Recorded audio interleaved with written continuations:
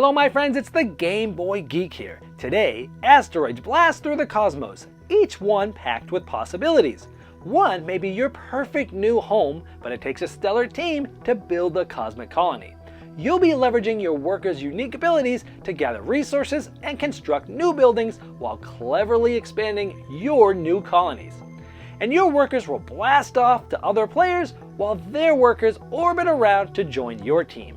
Cosmic Colonies is an orbit drafting game of building a home in the stars for 2 to 5 players. It plays in 30 to 45 minutes for ages 13 and up and published by Floodgate Games. Today, we'll be doing a rule school where I'll teach you how to set up and play the game so that you don't have to read the rulebook yourself. Now this game is on Kickstarter right now, so I've placed the link in the description of this video that will take you right to the Kickstarter project page. I've also placed timestamps below me in the description of this video, just in case you want to jump to a specific section of the rules. Without further ado, let's get started.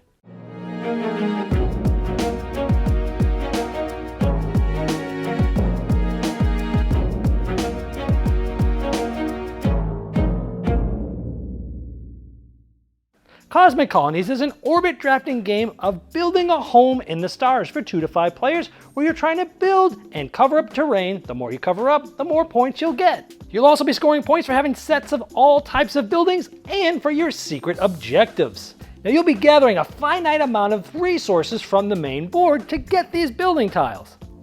But you better hurry up because other players might build buildings on their turns before you do. And to facilitate those resources and building tiles, you'll be secretly and simultaneously selecting some of your workers to play, with the lower number ones going first, but not being quite as powerful.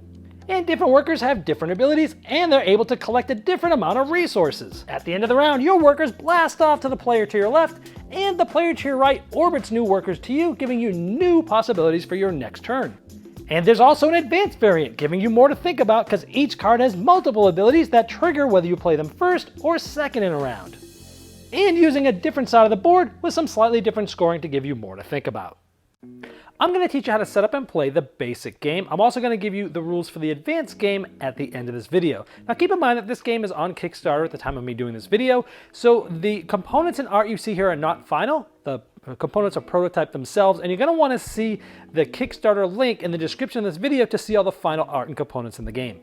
To set up, you're going to want to place this main board in the middle of the table. Now this board is double-sided, and you're going to want to look at the top right and place it for the number of players. In this case, this side is for 4 or 5 players. I'm going to be teaching you a 4-player game. If you're playing with 2 or 3, you would flip this over to the other side. Next, you're going to take the different resources and put them on the corresponding spots here at the bottom of the board. Keep in mind, you're only going to be placing as many as there are number of players. In this case, we're playing with 4 players, so each of these will get 4 of those. Again, doing it for your player count. Just above that board, you're going to place all of the building tiles, as you see here, in like piles. Then you're going to take one of each of the pieces that are shown on the board and you'll place them in the corresponding spot. Keeping in mind if you're playing on the 2 to 3 player side, there'll be less pieces placed. And at the top there, you'll place a round counter in the first round. Now if you're playing with 3 to 5 players like we are here, you'll place 1 pawn for each player at the start spot on this score track. You can place this off to the side just for now. However, if you're playing with 2 players, you don't use the score track right now. You'll actually flip that board over and you'll be using this at certain parts of the game that we'll talk about later. Next, give each player one of these asteroid boards. It's double-sided. You're going to want to use the basic side. Here it says B, that's saying B for basic. And also you can tell because the dirt terrain has 0 points listed everywhere for it. And that's the basic side you'll use. Next, give each player one of each of the 4 resource types. They place it right on their asteroid board in this warehouse spot. You can never have more than 9 of these. If so, you need to discard down to 9. Keep in mind, these resources don't come from the main board where you already placed 1 resource of each type for the amount of players. This comes from the ones that are out of the game currently. Next, you're going to sort out the different worker cards. Some of them have a green icon on them, some of them have a gray. You're going to take all the gray ones out of the game. Those are for the advanced game. You're only going to use the green icon backed ones. Now, if you're playing with 2 players, you're going to remove all the cards that have a 3+ in the bottom right-hand corner. Essentially, this is going to only leave you with cards that have numbers 1 through 14 in the upper left-hand corner. And if you're playing 3 to 5 players, you'll use all 20 cards. Next, you'll shuffle those worker cards. You'll deal 4 to each player face down. Those players can look at those cards, put them in their hands, but they don't want to show them to anybody else. Now, if you're playing a 3 to 5 player game, you'll take the rest of the cards that weren't dealt out, remove them from the game without looking at them. They won't be used this game. If you're playing with 2 players, you're going to take the board that I showed you earlier. This was the back side of that score track. You'll have 6 cards left over. You'll place 2 of them face down on this spot without looking at them. You'll take 2 more and place them here without looking at them. You'll still have 2 left over, and you'll remove those from the game without looking at these either. They won't be used. Next, find the objective cards that look like this. You're going to shuffle them up and deal 1 to each player face down. If you're playing with less than 5 players, put the remaining ones not used back in the box without looking at them. Players can secretly look at their objective cards, but they don't want to show them to anyone else. We'll show you what these do later. The object of the game is to score the most points, and you'll do so by placing building tiles onto your asteroid board, covering different terrains, and at the end of the game, you'll get a certain amount of points, depending on how many pieces of that terrain show. For example, here, you would get, because there's 2 of them, you'd get 9 points, and so on and so forth. You also get points by having an equal set of each of the different main building tiles, and you also get points for your objective cards, which we'll go over later. The game is played over 8 rounds. Each round will go through 2 phases, an action phase and a refresh phase. Let's go over each of those now. Now, if you remember at the beginning of the game, everyone got 4 worker cards. Now, these are secretly in your hand. They're not down on the table like now, but I'm putting them there like this so you can see what they look like. So you'd have these cards in your hand, and in the actions phase, you're going to select one of these cards to place face down. Then, once all players have had their first card face down, then everyone reveals it.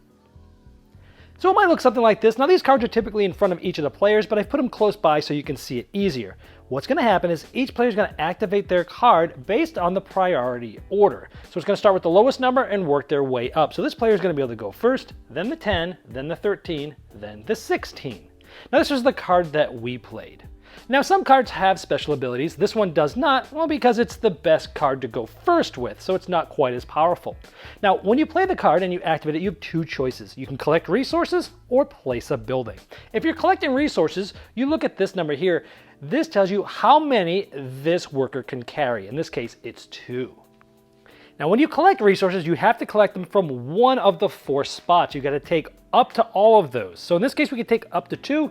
So we will take up to 2 here. Keep in mind that if there's none left here, you can only take as many that's there up to your carrying limit. And then I'll go ahead and put them in my warehouse, keeping in mind that you have to have 9 or less. Otherwise, you need to discard down to 9. Now, that was collecting resources. The other option, when you activate your card, is to place a building. Now, on the main board, you have these building tiles that we placed at the beginning of the game, and each of them cost a certain thing. Again, we're on the 4 or 5 player board. There's actually 2 of each of the main tiles, and one of them costs less than the other, so it's going to be advantageous sometimes to build first to get the cheaper one of the same type of building. Now, let's just say we had enough resources to buy this. Let's say we wanted to buy this one. It takes 2 of these green resources and 1 of the blue. So we would then take this from here. Now, when you spend the resources for this building, they do not go onto this main board. They actually go off to the side in a general supply of components.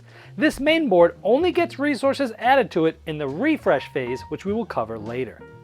Now, when building these ones, you'll see some different icons. This means 2 of the same resource and then 1 of any kind. And this requires 2 of the same and then 2 of the same. These can all be the same or different as long as 2 of each are the same, and you do that twice. Then you'll place the building. Now, when placing building, there's some rules. If it's the first building tile, you can literally place it under anything. Now, you have to line up the grid lines with the grid lines. You can't build off of your grid lines. So you can put it pretty much anywhere for your first one. However, all subsequent building tiles must be at least adjacent. Like this one is adjacent to one of the other tiles on your board, like this. It can't just be diagonal like that. That is an illegal placement. It has to be adjacent, meaning orthogonally adjacent, to at least one of the other tiles. So your second tile needs to be adjacent to your first tile, but your next one can be adjacent to any of those 2, and so on and so forth. And also keep in mind that you can't overlay tiles on top of each other. They cannot be moved once they're placed, and you can flip them and orient them any way you'd like. And before purchasing a building and placing it, you can practice, meaning taking one of the types from the supply and trying to see if it will fit the way you think it will fit on your board. Now remember, when you activate your card, you're either gaining resources or placing a building. Then we go to the next one. Now, some of these have actions that trigger before or after. Like this one says, hey, before your action, you exchange 2 resources of one type for 2 resources of another type from the supply. You'd do that first, then you would either collect or build and so on and so forth. And all the abilities are self-explanatory on the cards. Once all players have activated their 1 worker, you'll do this again. Every player, you'll have 3 cards left at this point. You'll place 1 face down that you want to activate. Once everyone has done it, you'd reveal that card. And just like before, in priority order, players would activate their cards. Once everyone has activated their 2 cards, you'll then go to the refresh phase. Now the first thing you'll do is you'll add resources. You'll put 1 per player in each of the different spots, just like you did at the beginning of the game, always making sure you never go over the maximum number of 7. So in this 4-player game, refreshing the resources might look like this. You'll also refill the spots on the main board with those shapes from the supply. Now you only fill the empty spots like we see here. They don't accumulate. There's always 1 building tile per spot. And then finally, you'll move the round counter to the next round. Now the last step of the refresh phase is the orbit worker cards. Now you're going to take the 2 cards that you used and activated, your workers, and you're going to take them and they're going to blast off. You're going to pass these to the player to your left, which means the player to your right is going to be passing you 2 cards. Now you don't put them on the table, you actually just collect these back in your hand. Now these 2 cards and the 2 that you didn't use this past round are going to be your 4-card hand to start the next round. Now if you're playing a 2-player game, this works a little differently. If you remember, this board was set up at the beginning.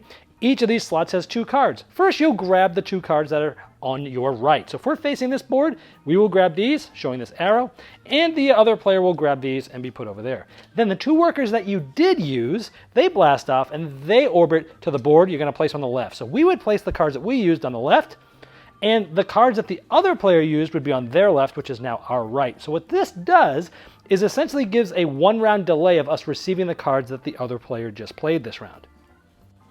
Now the game ends at the end of the 8th round's action phase, meaning you don't do that refresh step in the last round because there's no reason to do so. At that point, you go to final scoring. In final scoring, you'll be using this score track to track points. Remember, if you're playing the 2-player game, the other side of this board you were using, you'll just flip it over to this side and start scoring.